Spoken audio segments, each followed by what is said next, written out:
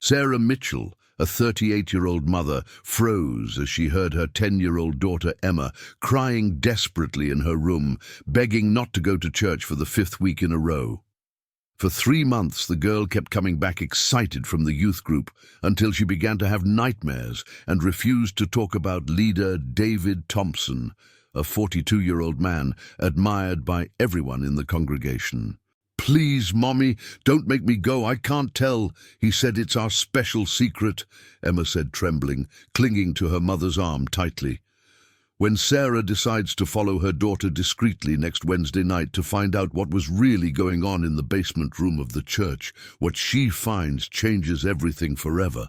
But to understand how we got here, we need to go back a few weeks and get to know the full story of Sarah and Emma Mitchell. Sarah has always been known as a dedicated and protective mother, one of those who put her daughter above anything else in life. Divorced 4 years ago, after a marriage that ended amicably but fraying, Sarah took on Emma's upbringing on her own, working as an afternoon shift nurse at Austin Central Hospital in the heart of Texas. It was a tiring routine, but Sarah never complained. He woke up early, prepared breakfast, took Emma to Oakwood Elementary School, went to the hospital, and always came back in time to have dinner with his daughter, talk about the day, help with homework. Emma Mitchell was everything Sarah could dream of in a daughter. A 10-year-old girl, a 5th grader who loved reading adventure books, drawing in the sketchbook Sarah had given her for her birthday, and singing in the church's children's choir. Emma had brown hair always tied in a ponytail, large, expressive eyes that sparkled when she told stories about school, and a smile that lit up any room. She was communicative, made friends easily, got good grades, and had that natural innocence that made Sarah thank every day for having such a special daughter. Faith has always been important in Sarah's life. Raised in a traditional Christian family, she found in religion not only spiritual comfort, but also a supportive community after divorce. Lakeside Community Church, located in Austin's Westlake Hills neighborhood, was more than just a place of worship. It was where Sarah met friends, where Emma had healthy activities, where they both felt they were part of something bigger. The church had about 300 members, a mix of young families, older couples, and a few singles, all united by the same belief and sense of belonging that the place provided. David Thompson had been the leader of the youth group for 6 years, a 42-year-old man, tall, pleasant-looking, always well-dressed in dress shirts and twill pants, who spoke softly and had that way of winning the trust of children and adults. Married to Jennifer, a music teacher, and the father of 2 adult children who lived in other cities, David was seen as an example of a family man and a dedicated servant of the church. He organized Wednesday night meetings, brought educational games, taught Bible verses in a fun way that the children really remembered, and always had a word of affection for each of the 18 children in the group. In this video, you'll discover how one mother trusted her maternal instinct, even when everyone around her said she was overreacting, seeing problems where none existed. You'll see how small signs, ones that most people would ignore or attribute to other causes, became the key to saving not only your own daughter, but possibly other children as well. You will understand that courage and determination, even in the face of fear and doubt, can change everything in a matter of days. And you'll realize that every detail here, every moment of anguish and every difficult decision represents a real story of maternal protection that could happen to any family. If you've come this far, it's because real stories interest you, those that touch the heart and make us think about our own lives. Help this content reach more people who need to hear this message. Leave the like, subscribe to the channel, and activate the bell so you don't miss the next videos. Sarah has always taken Emma to Lakeside Community Church since the girl was just 3 years old. The Sunday routine was practically sacred in the Mitchell household. They woke up at 7:30 a.m. Sarah prepared pancakes with honey for breakfast, while Emma chose the dress to wear to the service. usually one of the flowery dresses that her grandmother sent as a gift. At 8 o'clock, they were sitting at the table talking about the week, planning the Sunday lunch they would have together after church. At 9 o'clock they left the house, driving the 15 minutes to the church, always arriving half an hour early so that Emma could rehearse with the children's choir. The service began promptly at 9:30, and Emma loved that moment. She sat next to her mother, followed the hymns in the hymn book, listened to the Bible stories Elder Williams told, and waited anxiously for the moment when the choir would take the stage to sing. Sarah looked at her daughter in these moments and felt her heart full of gratitude.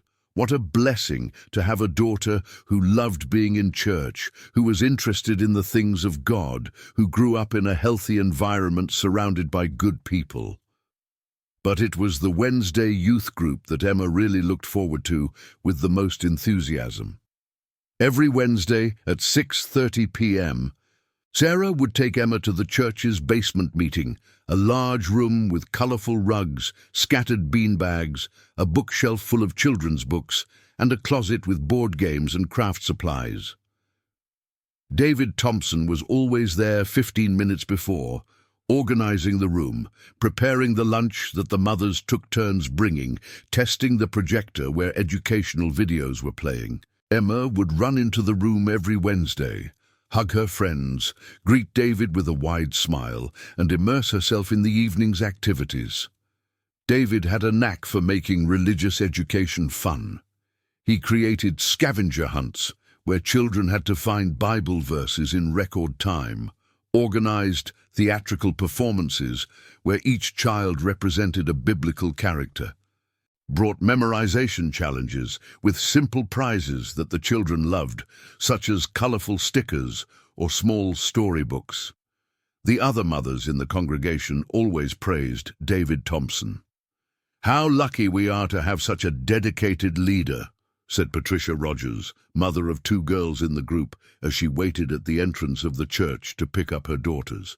"He really cares about every child," replied Jennifer Peterson, whose 9-year-old son had been participating since he was 6. Sarah agreed with them all, shaking her head and smiling. It never crossed her mind to question or distrust. David was married, a family man, a respected member of the church, someone who devoted hours of his free time to teaching children. What reason would there be to doubt? Emma always came back excited from these meetings. On the way back home, in the car, she told everything to her mother. "Today we did a play about David and Goliath, and I was the narrator. David said that I have a clear and beautiful voice to tell stories. Or we played that New Testament quiz game, Mom, and I got 7 out of 10 right. David gave me a gold star sticker." Sarah listened to every word attentively, happy to see her daughter so involved and cheerful. The relationship between Sarah and Emma has always been very close.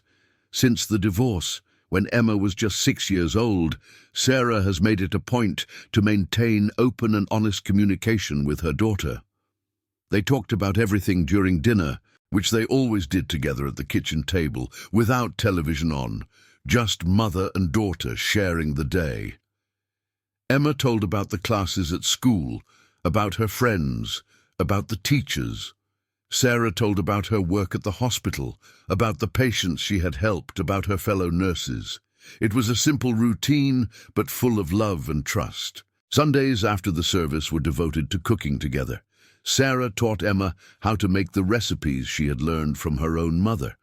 Roast chicken with potatoes, apple pie, chocolate chip cookies. Emma loved to help, mix the ingredients, lick the wooden spoon, set the table while the food baked in the oven. After lunch, they usually watched a movie together or went to the park near home, or simply stayed in the living room reading, each with her own book, but in each other's company. The Mitchells' life was peaceful, predictable, happy. Sarah worked hard, but always made time for her daughter. Emma grew up healthy, safe, loved. The church was an essential part of this routine, offering not only spiritual support, but also a network of friendships and activities that enriched their lives. David Thompson was seen as part of that safety net, a trusted adult who cared for children, taught Christian values, and helped families raise their children in an environment of faith. Nothing in that scenario suggested any problem. Nothing indicated that anything could be wrong. Sarah trusted completely, not only in David, but in the whole structure of the church, in all the people she had known there for years. The idea that someone could pose a danger to her daughter in that sacred environment never crossed her mind. And it was exactly this trust, this sense of absolute security, that made the first signs go almost unnoticed. 3 months ago, on an ordinary Wednesday in September, Sarah noticed something different for the first time. She was waiting for Emma at the entrance of the church, as she always did, talking to other mothers about everyday matters, when Emma came out of the basement room. The girl was quieter than usual. She didn't run to hug her mother as she usually did, and her gaze seemed distant, lost somewhere Sarah couldn't reach. On the way back home, Sarah tried to strike up a conversation. "Daughter, how was the meeting today? What did you do that was cool?" Emma took a few seconds to answer, looking out the car window. "It was good, Mom. We did activities." Sarah expected more details, as she always did, but Emma didn't continue. "What kind of activities?" Sarah insisted, trying to keep the tone casual. "Things from the Bible," Emma replied, still looking out. Sarah frowned slightly. Emma was always so talkative, so excited to tell every detail. That short, vague answer was unusual. "Did something happen today, daughter? You look tired." Emma finally looked at her mother and forced a small smile. "No, Mom, I'm just sleepy. It was a long day at school." Sarah accepted the explanation at that moment, but a small hint of worry began to form in the back of her mind, so subtle that she couldn't even name what she was feeling. Over the next few days, Sarah began to notice other small moles. Emma was taking longer to fall asleep at night. Sarah passed by her daughter's room before going to her own bed and saw the light still on. Emma lying looking at the ceiling. "Is everything okay, honey? Why are you still awake?" Sarah asked, entering the room and sitting on the edge of the bed. "I can't sleep, Mother," replied Emma, turning on her side. Sarah stroked her daughter's hair, softly sang a lullaby as she did when Emma was little, stayed there until the girl finally closed her eyes. Emma also began to ask to leave the hallway light on for the night. Sarah found it strange, since her daughter had never been afraid of the dark. She had always slept in a completely dark room since she was 7 years old. "Are you afraid of something, daughter?" Sarah asked, worried. "No, Mother, it's just that I prefer it that way now," Emma replied, pulling the blanket up to her chin. The following Wednesday, when it was time to go to the youth group, Emma took longer than usual to get ready. Sarah was in the living room waiting, car keys in hand, when she realized that Emma had not yet come downstairs. He went upstairs and found his daughter sitting on the bed, still in school uniform. "Daughter, it's time to go. Why didn't you change your clothes?" Emma looked at her mother with an expression that Sarah couldn't fully decipher. She was tired, hesitant, maybe a little scared. "Mum, I have a lot of homework today. Can I miss just this once?" Emma asked, her voice coming out low, almost a whisper. Sarah sat next to her daughter, surprised by the request. "Honey, you've never asked to be absent before. And the homework you can do later.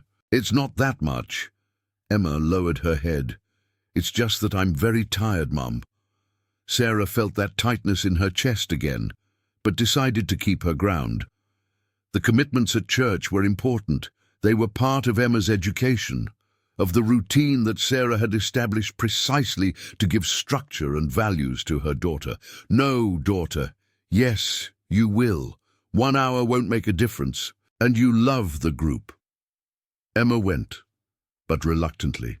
He got into the car in silence, said nothing on the way, and when they arrived at the church, he walked slowly to the entrance of the basement, as if each step required immense effort.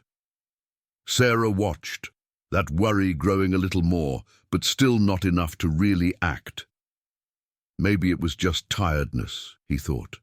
School was more demanding. Emma was growing up, entering pre-adolescence. Maybe it was just a phase. When Sarah returned to fetch Emma an hour and a half later, she found her daughter waiting in the hallway, hugging her backpack, her eyes slightly red, as if she had cried. Sarah's heart sank immediately. He ran to Emma, knelt in front of her, held her face with both hands. "Did you cry, daughter?" "What happened?" Emma looked away, trying to let go. "It's allergy, Mum. It must be the dust here in the basement." But Sarah knew her daughter. She knew every expression, every tone of voice. That was not an allergy. That was true crying. "Did something happen? Did someone hurt you? Have you had a fight with a friend?" Sarah insisted, her voice full of concern. Emma shook her head quickly. "No, Mum, it's okay. I just want to go home." Sarah stood up slowly, held her daughter's hand, and walked to the car, that tightness in her chest turning into something denser, heavier. "Am I seeing things where there are none?" He questioned himself while driving. "Am I being a paranoid mother, one of those who sees a problem in everything?" When they got home, Sarah tried to talk again, but Emma said she was tired and went straight to her room. Sarah stood in the kitchen, staring at the ceiling, her hands resting on the sink, trying to understand what was happening. She thought about calling one of the other mothers, asking if their children were also acting strange, but she gave up. "I didn't want to seem exaggerated. I didn't want to create problems where there might not be any." That night, Sarah couldn't sleep properly. She tossed and turned in bed, thinking about Emma's expression, her red eyes, the closed way her daughter had been for a few weeks. Maybe it was just school fatigue. He tried to convince himself again. Perhaps Emma was going through some normal behavior change for her age. But something inside Sarah, that maternal instinct that every mother possesses, was whispering that there was something more, something she wasn't able to see yet. If this revelation is arousing in you a deep curiosity about what really happened, comment right now, "I want more stories." And please leave your like on this video so that other people can also know this story. In the second week, Emma's behavior worsened. She began to make more excuses for not going to the youth group. On Tuesday night during dinner, Emma barely touched the food. Sarah noticed and asked if she was feeling well. Emma put her hand on her belly and grimaced. "Mom, I think I have a stomachache. Can I miss the group tomorrow?" Sarah served chamomile tea, measured her daughter's temperature, which was normal, and replied that they would see how she would be the next day. On Wednesday morning, Emma looked perfectly fine. He had breakfast, went to school normally, came back in the afternoon without any complaints. But when Sarah mentioned the group of young people after dinner, Emma immediately went back to complaining about the tummy ache. Sarah, believing that religious commitments were important for the formation of her daughter's character, insisted. "You spent all day well, daughter. I think it's just nervousness. It will be good to go out for a while, see friends." Emma tried to argue once more. "But Mom, I have a lot of homework. I need to study for a test." Sarah checked Emma's backpack and found no communication about proof. He looked into his daughter's eyes and saw something he had never seen before, real fear. But still, at that moment, Sarah didn't know how to interpret correctly. He thought it was fear of getting a bad grade, or perhaps school anxiety, something that could be talked about later. "You will, and when you come back, I'll help you with the lesson, okay?" Emma didn't answer, just grabbed her backpack and walked to the car with shuffling steps. On the way to the church, Sarah tried to talk, but Emma remained completely silent, staring out the window with a blank expression. When they arrived, Emma took a long time to get out of the car. Sarah had to call twice. "Daughter, we have arrived. Let's go." Emma finally opened the door, got out of the car, and walked to the basement entrance as if she were going for some kind of punishment. Sarah stood in the parking lot for a few minutes, watching. He saw other children arriving excitedly, running inside, laughing and talking. She saw David Thompson at the door, greeting each one with that warm smile that everyone knew, making jokes that drew laughter.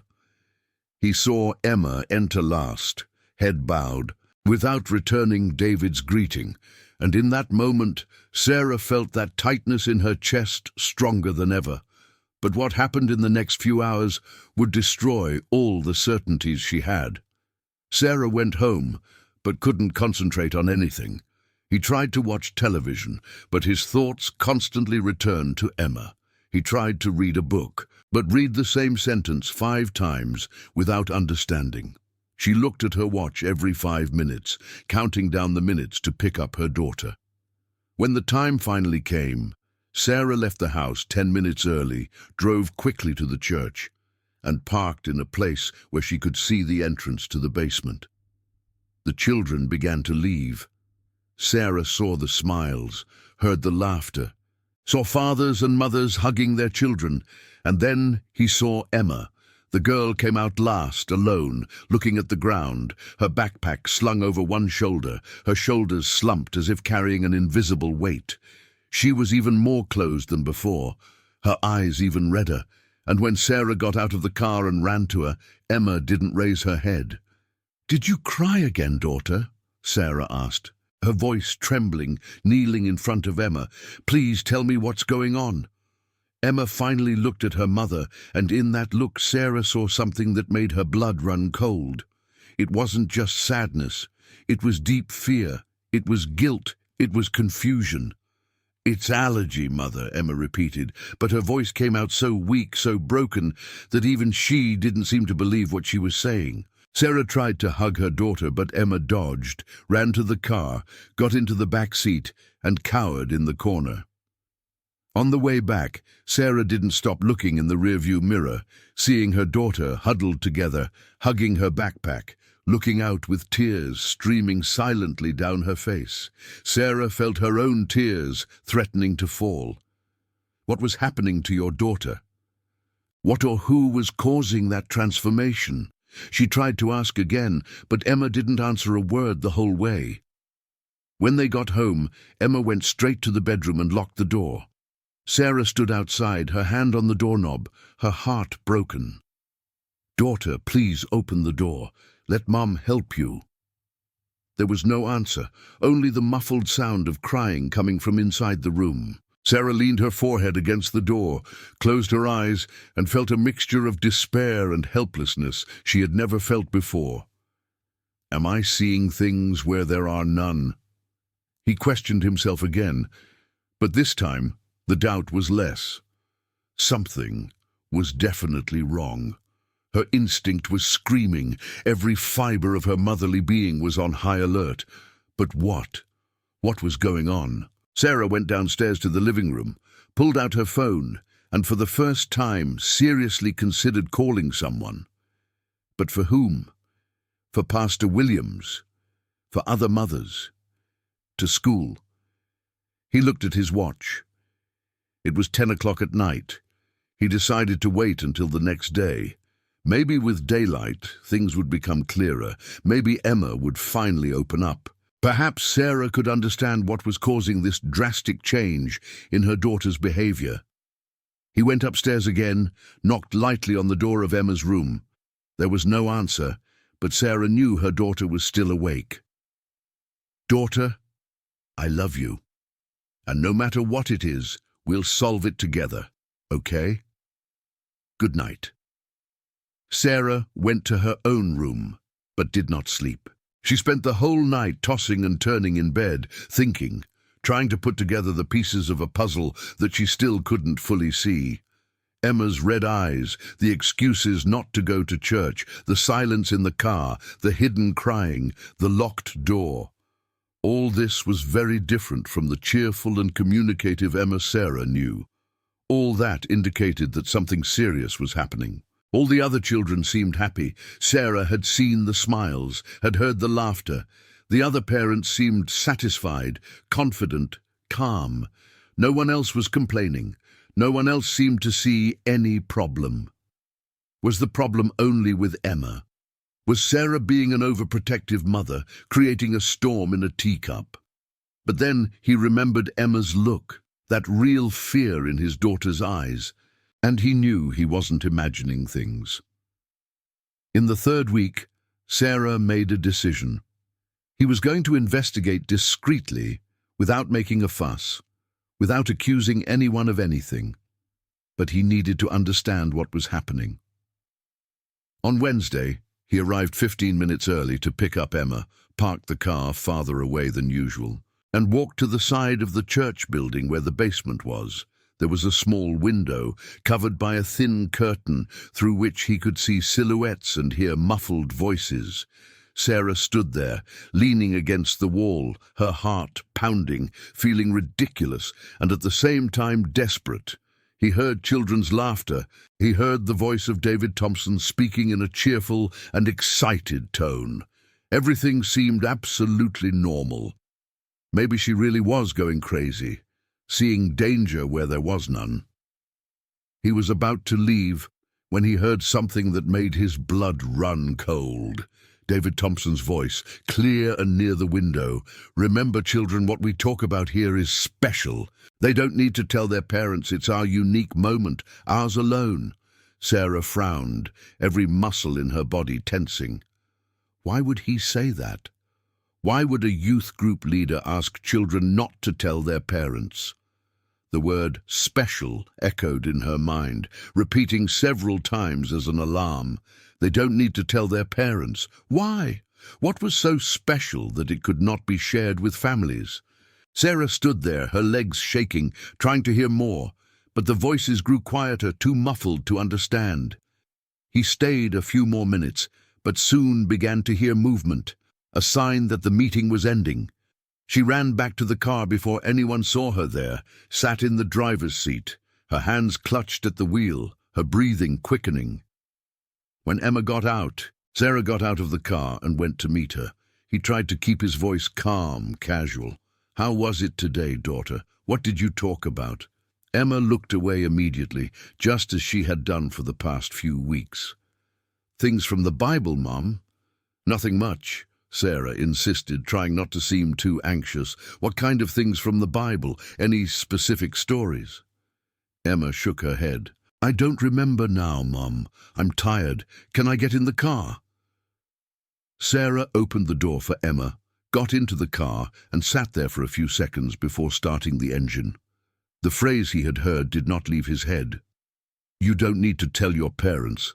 It's our unique moment." That wasn't right. That was completely out of the ordinary. Parents should know everything that happened to their children in church activities, at school, anywhere. There was no reason for secrets, for moments that could not be shared. That night, after Emma went to sleep, Sarah couldn't sleep with a shut. She lay in the dark, her eyes open, her brain working at full speed. I thought about Emma's change in behavior, the red eyes, the excuses, the silence, the fear. And now I was thinking of that phrase by David Thompson. Everything started to connect in a way that made Sarah's stomach turn. If you're here so far, it's because this story is moving you in a real and profound way. What follows will show the exact moment when everything changed, when suspicion turned into certainty. Therefore, at the end of this video, we will reveal the complete outcome with details that few know, the moment of confrontation and what happened afterwards. Stay with me until the end, because you need to know how this story ends. In the fourth week, everything changed dramatically and irreversibly. It was a normal Wednesday, or at least it should be. Sarah had prepared dinner earlier, as she always did before the youth group, and called Emma downstairs. The girl went down the stairs slowly, sat down at the table but did not touch the food. He would wiggle his fork on the plate, pushing the food from side to side, his eyes fixed on some invisible spot. "Daughter, you need to eat something," Sarah said, trying to keep her voice calm but feeling the worry grow. Emma shook her head. "I'm not hungry, Mom." Sarah looked at her watch. It was 6 o'clock. In half an hour they would have to leave. "Okay, so at least have a juice. You need energy." Emma took the glass of juice, brought it to her mouth, but didn't drink. He just held there, his hands shaking slightly. Sarah noticed the tremor. She placed her own hand on her daughter's hand.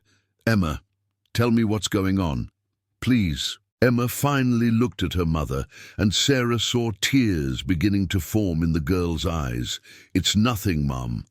The clock struck 6:15. Sarah began to collect the plates. "Come on, dear. It's time to get ready. Grab your backpack." And it was at that moment that everything exploded. Emma got up from her chair so fast that the chair almost fell. "I don't want to go," she screamed, her voice coming out loud and desperate, charged with such intense emotion that Sarah was completely paralyzed. "Don't make me go, please, Mommy, please!" Emma began to cry, not a silent cry like in recent weeks, but a loud, desperate cry of someone who can't hold it anymore. Sarah dropped the dishes in the sink and ran to her daughter, holding her shoulders. "Emma, what's going on? Why don't you want to go?" Emma clung to her mother's arm tightly, her nails almost digging into the skin, her whole body shaking. "Please don't force me. I can't take it anymore." Sarah felt her heart race, adrenaline rushing through her veins. Never, in 10 years of life, had she seen her daughter so desperate, so completely out of control.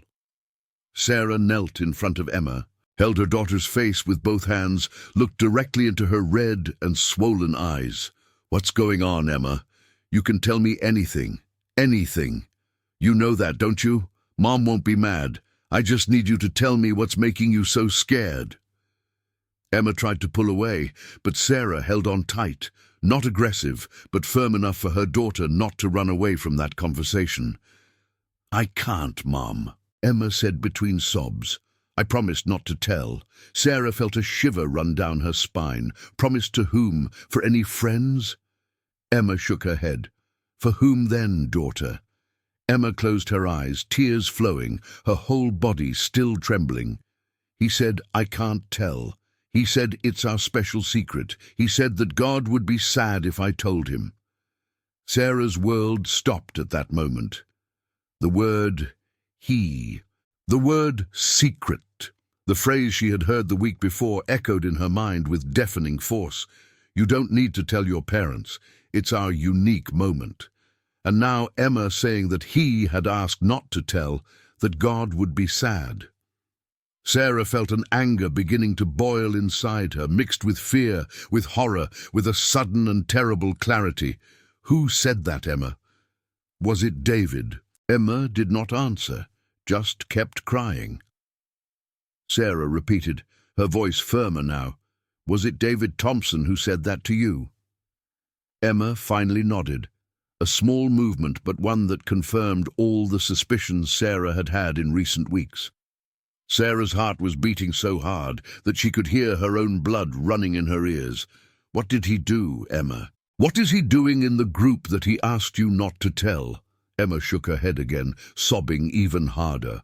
"I can't tell you, Mom. I promised. He said that if I tell him, bad things will happen. I said that God will not love me anymore."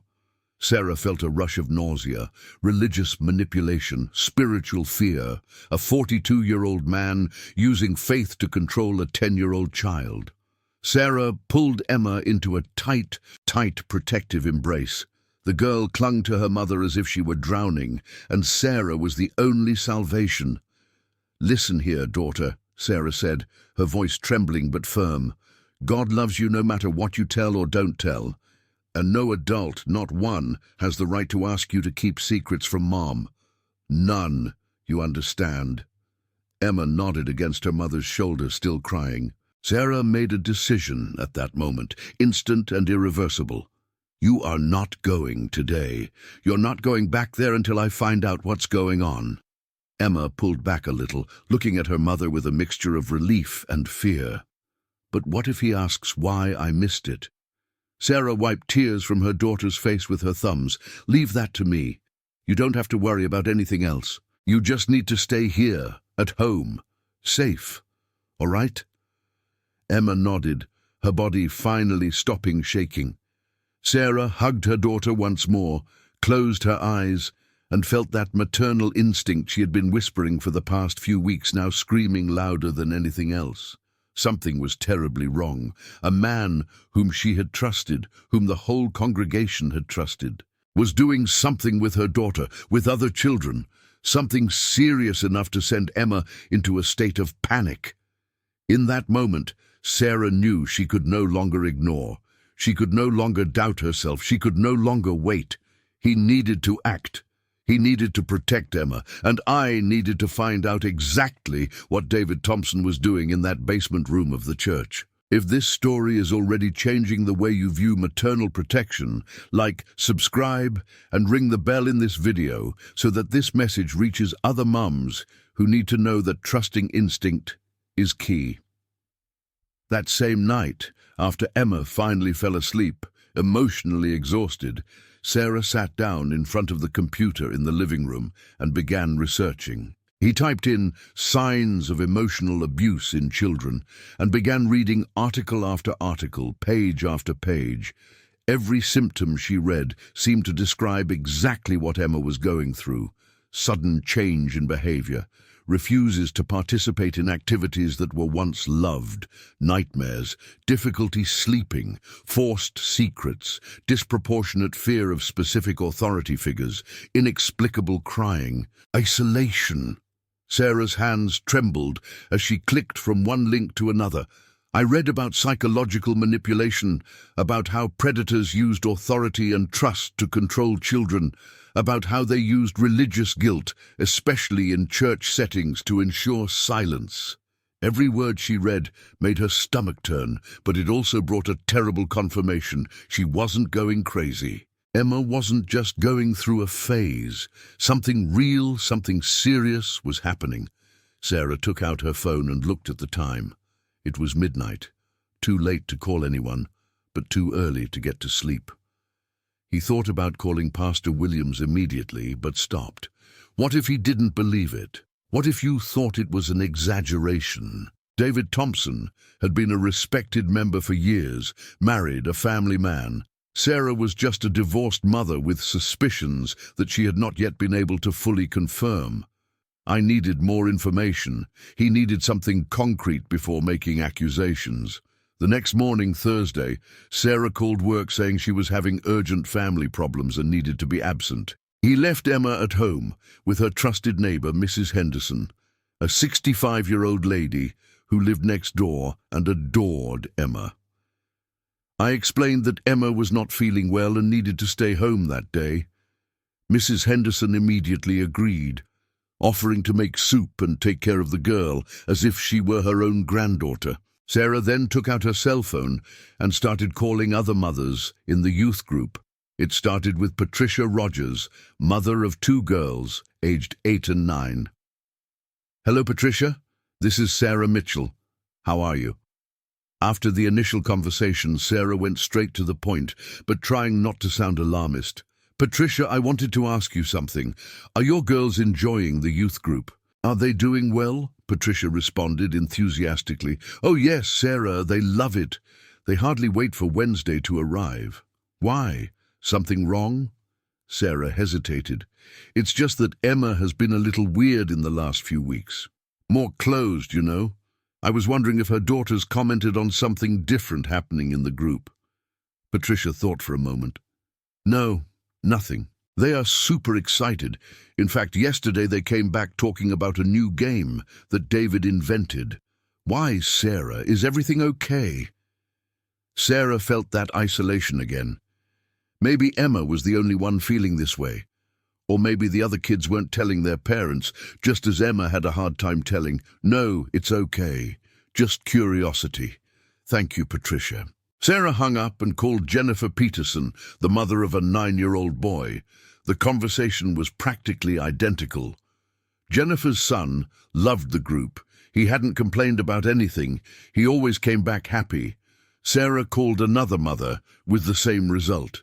They all said that their children were happy, that David was wonderful, that there was no problem. Sarah hung up the last phone and sat on the couch, her head in her hands. Am I going crazy? Is Emma going through something specific that the other children are not? But then he remembered Emma's despair the night before, the tears, the trembling, the words, He said it's our special secret. No. Sarah wasn't going crazy. Emma's despair was too real to be ignored or blamed on anything else. And the phrase Sarah had heard from David Thompson, asking children not to tell their parents, was real too. Sarah had heard it with her own ears. This meant that either Emma was being specifically targeted by something, or the other children were simply not telling their parents, trapped in the same kind of manipulation that Emma was. Sarah decided at that moment that she couldn't rely on external validation. The other mothers didn't see a problem, but that didn't mean there was no problem. It just meant that Sarah was alone in this investigation. And if she was alone, then she had to act alone, discreetly, without fanfare, but with absolute determination. Nothing in this story happened by chance. What you are discovering here may be the missing piece to understand everything that came before and everything that will come after. Stay until the end for the most astonishing moment. The moment of real discovery is yet to come. Sarah spent the rest of that day planning. I couldn't just confront David without evidence. He couldn't make accusations based only on Emma's changed behavior and a phrase he had overheard. He needed something concrete, something that could not be denied or explained in any other way. He thought of several options. Could you try to enter the room during a date? Could you ask to talk to David directly? Could I talk to Pastor Williams without evidence and risk not being taken seriously? And then Sarah remembered something she had seen on a television show months ago, audio recorders, small, discreet, which could be easily hidden. If he could record a conversation, a moment that confirmed his suspicions, he would have something concrete, something that could not be denied. Sarah opened her laptop and began researching. He found several models available for purchase online, small enough to fit in a backpack pocket. Bought one immediately, paying for express delivery. The recorder would arrive in 2 days on Friday. This would give you time to plan how to use it the following Wednesday. Sarah also thought about asking for help.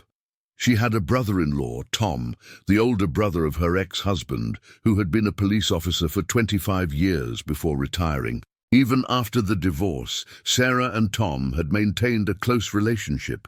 He adored Emma. He was always available to help when Sarah needed it. Sarah picked up the phone and called Tom. "Hello, Tom. This is Sarah. Do you have time to talk?" Tom, always direct, responded immediately. "Of course, Sarah. What's happening? From your voice, I know it's something serious." Sarah took a deep breath. "It's about Emma. I need your help." Tom was silent, listening intently as Sarah told him everything. Emma's change in behavior, the excuses for not going to church, the crying, the despair of the night before, the phrase about a special secret, the phrase Sarah had heard from David Thompson. When Sarah finished counting, there was a moment of silence on the other end of the line. Then Tom spoke, his voice serious and controlled. "Sarah, you have every right to be worried. Everything you've described are classic signs that something isn't right. Emma is clearly under some sort of stress or manipulation, and the fact that an adult asks children not to tell their parents something is an immediate red flag." Sarah felt a huge relief when she heard that. Tom believed her. Tom validated her concerns. "What am I supposed to do, Tom?" Sarah asked, her voice trembling. Tom responded with the calm of someone who had decades of experience dealing with delicate situations. "First, you were right not to let Emma go back there. Second, you need evidence before you can make any formal accusations. Third, I'll help you." "Did you say you bought a tape recorder?" Sarah confirmed. Tom continued, "Next Wednesday, I'll be there with you. We put together a plan. If something is really happening, we find out. And if we find out, we go straight to the competent authorities." Sarah felt tears of relief. "Thank you, Tom. I was feeling so alone in this." Tom replied firmly, "You are not alone. And Sarah, trust your gut. Mothers know when something is wrong with their children. If you're feeling like something isn't right, it's probably not. We will solve this. When she hung up the phone, Sarah felt a mixture of relief and determination. He had a plan, he had support, and he had a week to prepare. He went to Emma's room, who was sleeping in Mrs. Henderson's bed next door, covered with a crocheted blanket that the neighbor had made. Sarah stroked her daughter's hair, who was fast asleep, finally at peace after weeks of restless nights. "Mommy will sort it out," Sarah whispered, kissing Emma's forehead. "I promise you'll stay safe." Emma shifted slightly in her sleep, a small smile forming on her lips, as if even sleeping she knew she was protected. For the next few days, Sarah kept Emma at home, telling the church that the girl was sick and needed rest. Emma seemed calmer, more herself, without the pressure of Wednesdays hanging over her head.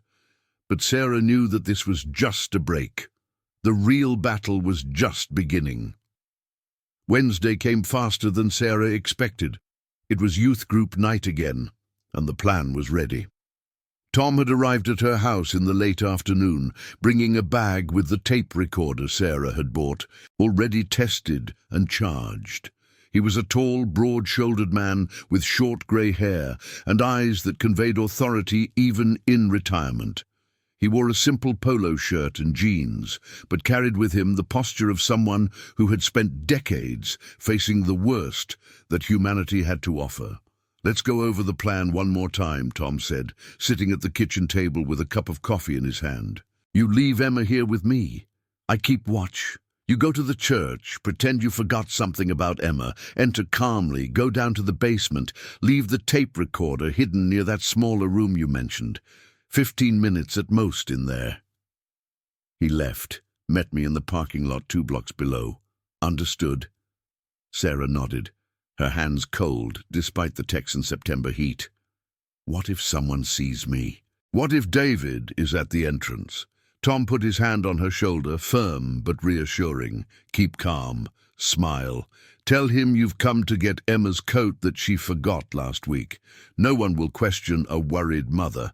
And if something goes wrong, you leave immediately. No heroism."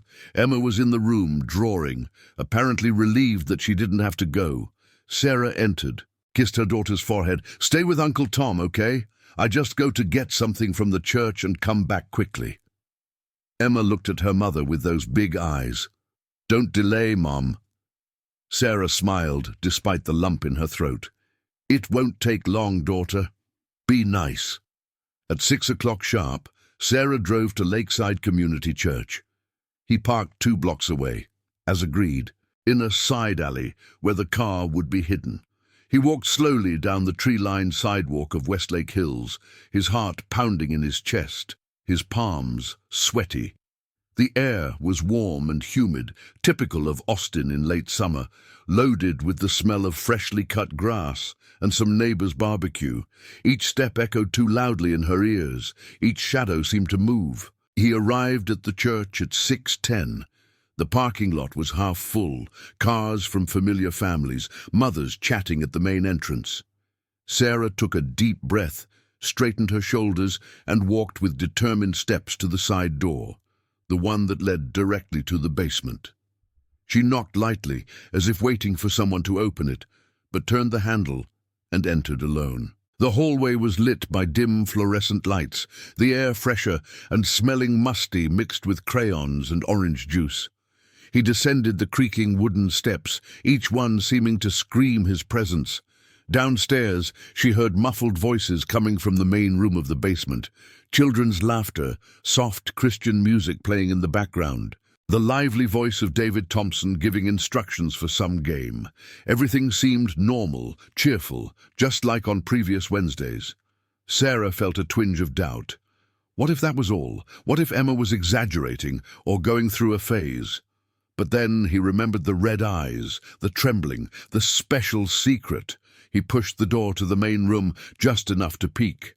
There was David, standing in the center, gesturing enthusiastically, surrounded by the 18 children sitting in a circle on the colorful beanbags. He saw her immediately. "Sarah, how are you? Is Emma okay?" Sarah forced a smile, her heart racing. "Hi, David. Sorry to appear like this. Emma forgot her coat here last week. Did you see?" David frowned for a second, then nodded. I think so. It must be in the closet there in the corner. You can take it. Sarah murmured a thank you and walked to the closet, her back to the group, her eyes discreetly scouring the adjacent smaller room, separated by a thin wooden door. The closet was empty of coats, but Sarah pretended to search, opening and closing shelves. His gaze caught the low bookcase next to the door of the smaller room, perfect for hiding the tape recorder. David continued talking to the children, distracted.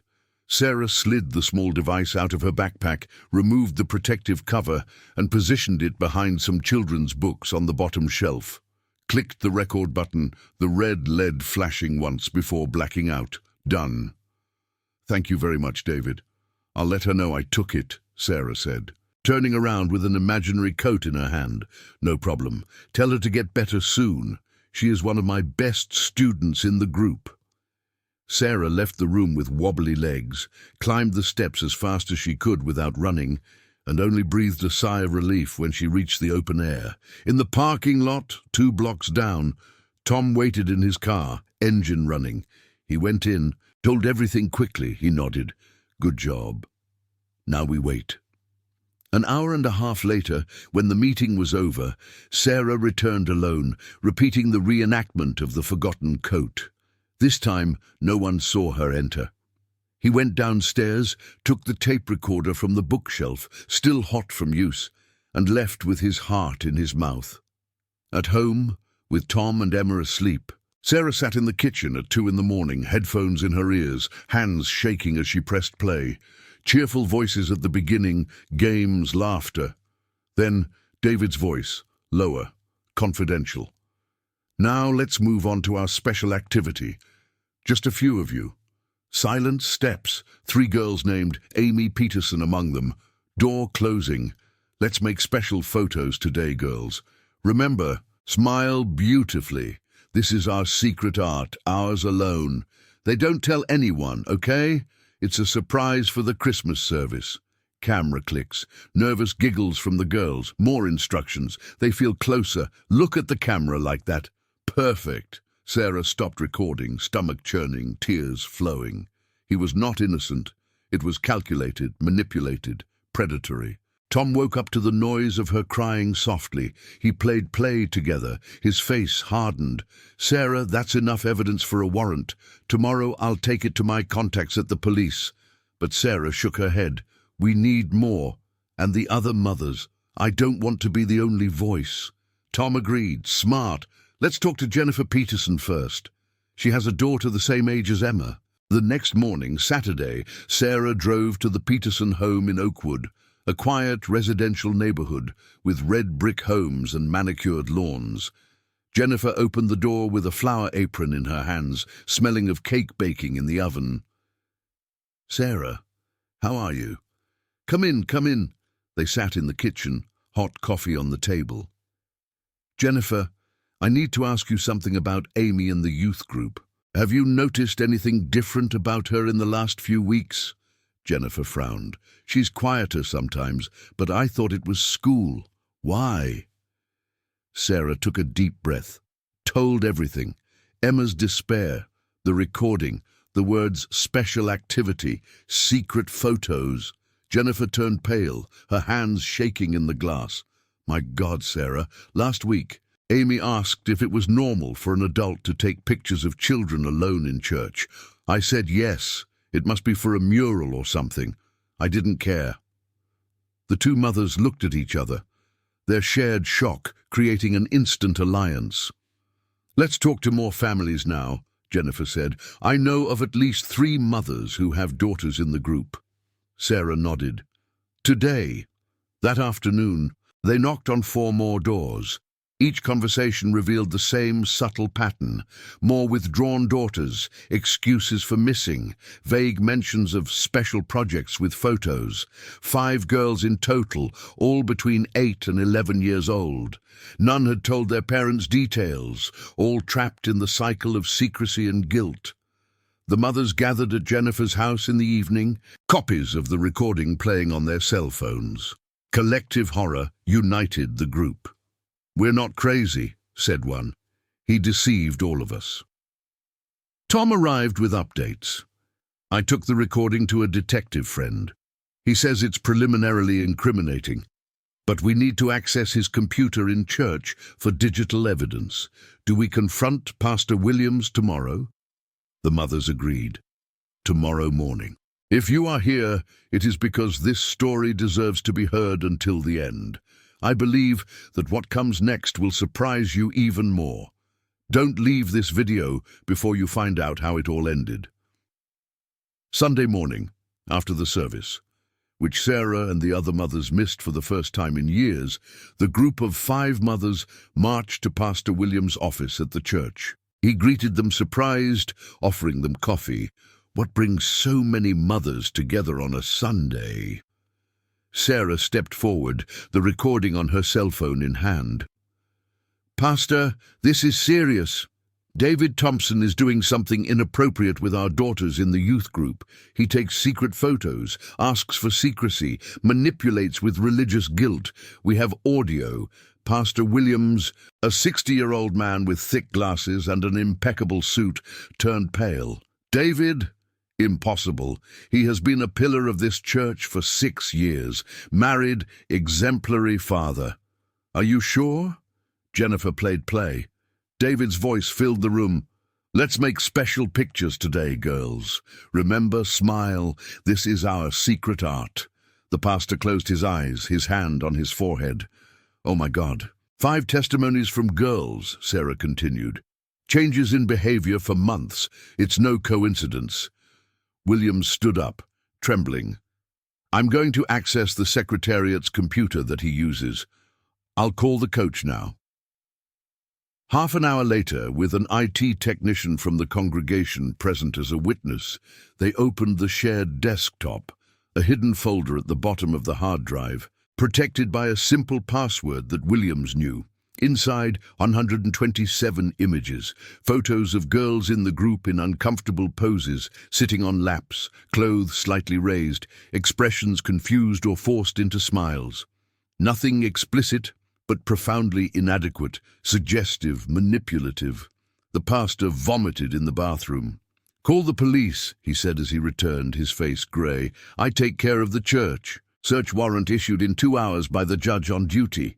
Sarah cried. Relief and horror mixed. I was right. My God, I was right. The mothers embraced. The shared weight now a united force.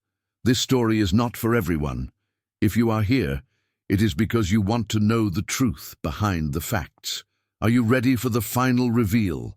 The following Wednesday arrived as a contained hurricane. Austin police organized a low-key operation, with Detective Rodriguez coordinating. Tom was in the support car, 2 uniformed police officers in the parking lot disguised as parents, Sarah and Jennifer hiding in a car without license plates 2 blocks down. Pastor Williams waited inside the church, face hardened by betrayal. At 6:20, David Thompson arrived punctual as ever, smiling at the few parents waiting outside. He greeted everyone, went down to the basement, the children already arriving excited. 10 minutes later, when he locked the door to the main room and began the special activity with 4 girls, the main door of the church opened. Detective Rodriguez entered first, followed by Pastor Williams and 2 police officers. Low voices in the basement. David. Rodriguez shouted, "We need to talk." Hurried steps. David opened the door to the smaller room, face confused. "Detective, Pastor." "What?" Sarah and Jennifer walked in behind, eyes fixed on him. "David, over the photos," said Sarah, voice firm despite her legs shaking. "About what you did to my daughter and other children. The 127 photos on the church's computer." David blinked, trying to keep his composure. "I don't know what they're talking about. This is absurd. It must be misunderstood." Rodriguez held up the flash drive. "We have everything here. Audios, images, testimonies of 5 girls. More are coming to light. You are in prison on suspicion of producing inappropriate material involving minors and emotional abuse." David turned pale, his eyes darting to the exit. "This is a mistake. He tried to run, pushing the shepherd to the side, towards the stairs. Two police officers blocked the way, arms outstretched. "Hands up! Don't resist!" David stopped, panting, sweat running down his forehead. "You don't understand. It was art, biblical project. The girls wanted it." Handcuffs clicked on his wrists. "You have the right to remain silent. Anything you say can be used against you in court." David lowered his head, muttering, "It was nothing like that." Pastor Williams looked at him in disgust. "Get out of my church." The children were gathered by their mothers, confused but reassured. Sarah ran to Emma, who was waiting at home with Tom, but called immediately, "Daughter, it's over. He was arrested. You are safe forever." Tears on the other end of the line. Sarah hugged Jennifer in the parking lot, both crying with relief. "We did the right thing. They saved their daughters." Before we continue, help bring real stories to those who really care. If you want to be part of this mission, don't forget to like this video, subscribe to the channel, and activate the bell. News of David Thompson's arrest spread through the Lakeside congregation like fire in dry straw. The following Sunday, the service was replaced by an emergency meeting. 100 members crowded the pews, shocked faces, nervous whispers. Pastor Williams stepped into the pulpit, voice breaking. "Brethren, today we speak of treason. David Thompson, whom we trusted, manipulated our children. 8 families have now confirmed similar patterns. 8 innocent children. In the following days, 3 more families went to the police. A total of 8 confirmed victims, all girls between 8 and 11 years old. Identical accounts. Special photos, secrets, religious guilt. The community of Westlake Hills was in deep shock. "How can we not understand?" they murmured in supermarkets, in cafes. "He was so kind, so dedicated." Sarah has emerged as an unofficial spokesperson. He organized a meeting in his own home with Dr. Lisa Chen, a child psychologist specializing in trauma, invited by Detective Rodriguez. 20 parents sitting in the living room and backyard, eyes red. Dr. Chen, a middle-aged woman with a calm voice and wise eyes, explained, "Predators choose positions of maximum trust. Church, school, sports. They manipulate with authority, secrets, guilt. They use what children value most against them. You have not failed." He was a master at deception. Sarah listened, silent tears falling, but feeling strength grow. Emma and the other 7 children started group therapy twice a week at the community center, sessions with drawings, games, guided conversations. Slow healing process began. David remained in preventive detention, the prosecution preparing formal charges. 8 counts of emotional abuse, production of suggestive material involving minors, psychological manipulation. Trial scheduled for March. The church changed protocols immediately. 2 adults always present in children's activities. Cameras in all rooms. Mandatory training on signs of abuse for volunteers. Sarah was invited to train the new leaders. His voice now carried authority born of pain and victory. Emma slept better, smiled more. I still woke up with occasional nightmares, but Sarah was there always, hugging, whispering, "It's over, my love. Mom took care of everything. You were brave to endure so long." The community came together in an unprecedented way. Mothers formed a support network, exchanging stories, signs, tips. What started as an individual nightmare turned into collective protection. Sarah learned that maternal instinct saves lives, and that silence protects predators. Emma seemed calmer, more herself, without the pressure of Wednesdays hanging over her head. But Sarah knew that this was just a break. The real battle was just beginning. Emma had weekly sessions with Dr. Chen for 6 whole months. At first, it was difficult for the girl to talk about what had happened. He sat on the couch in the therapy room, hands clenched in his lap, eyes fixed on the colorful carpet on the floor. Dr. Chen, with her soft and patient voice, never pushed. "Draw what you feel," he suggested, passing crayons and paper. Emma drew houses with closed doors, children alone in dark rooms, mothers rushing to open the doors. Sarah watched from a chair to the side, her heart clenched with every stroke. Over time, Emma began to open up.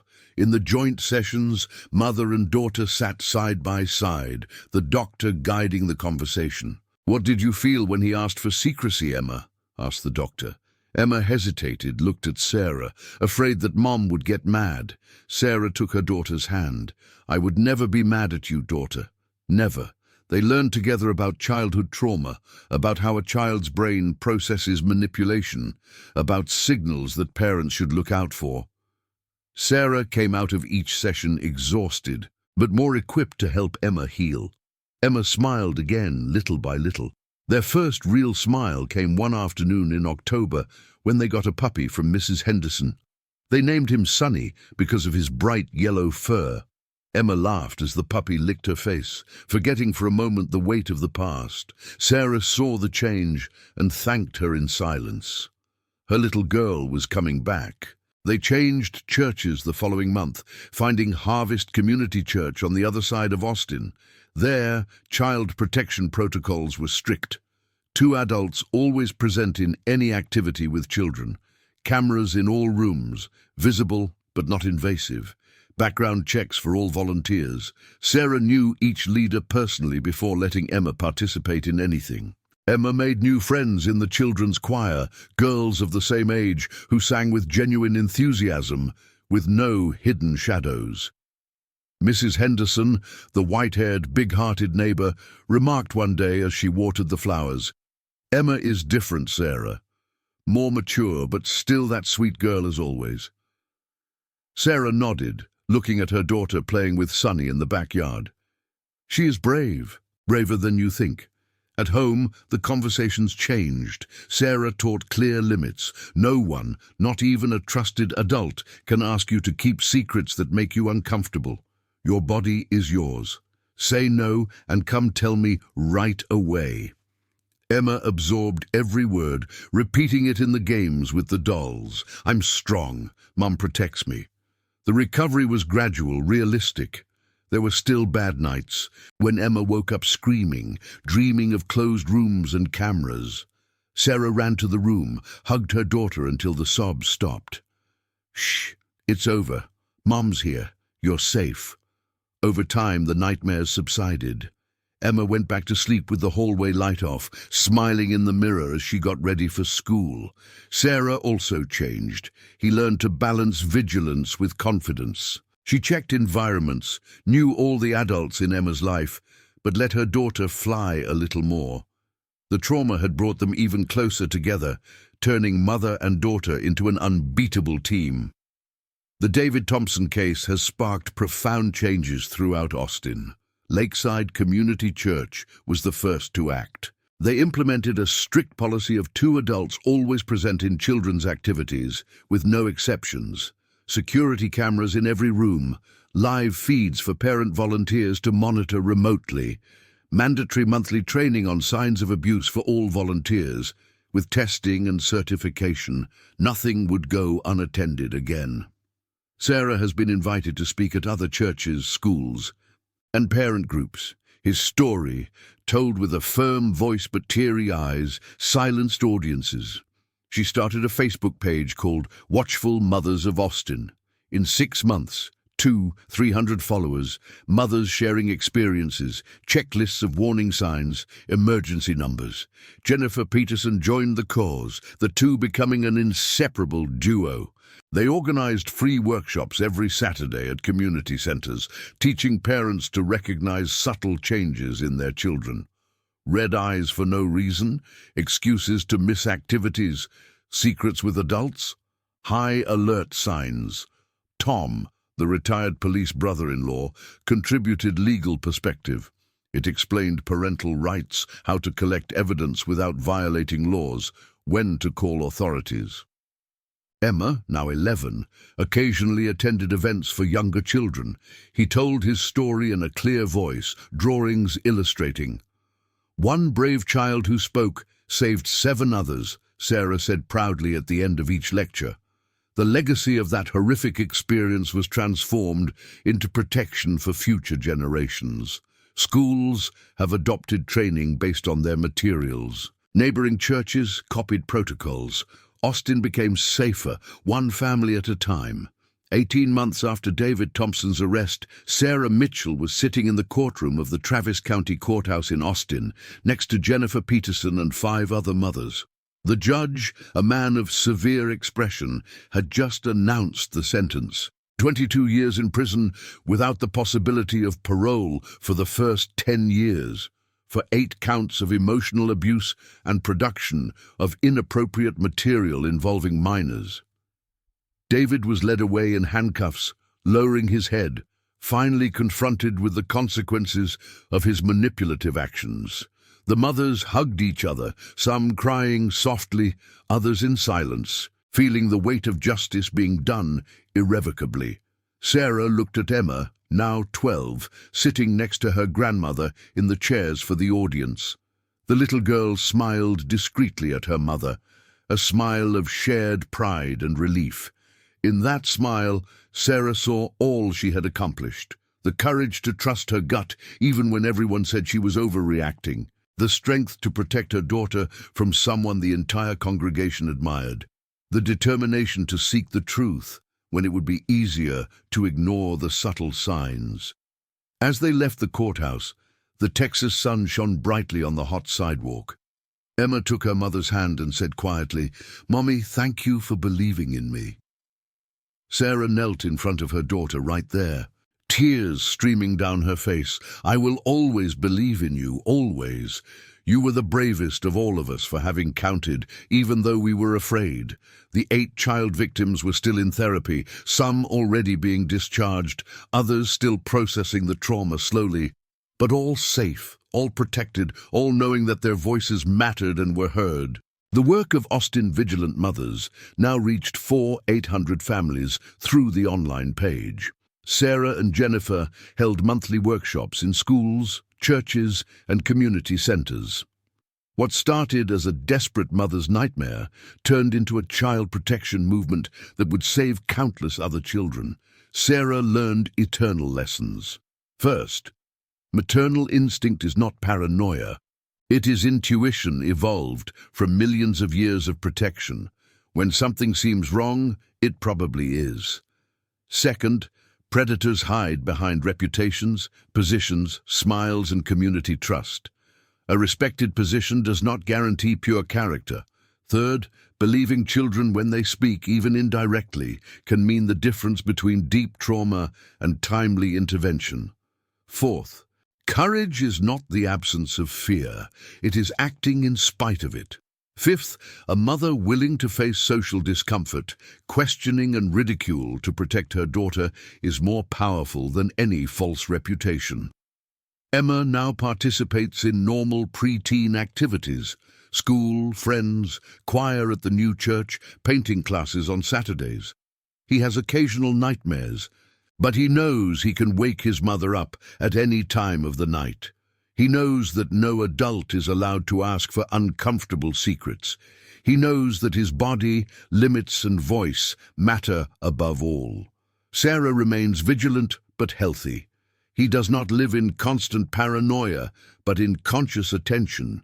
He knows all the adults in Emma's life, asks direct questions, observes behaviors, trusts but always checks, and she teaches other mothers to do the same.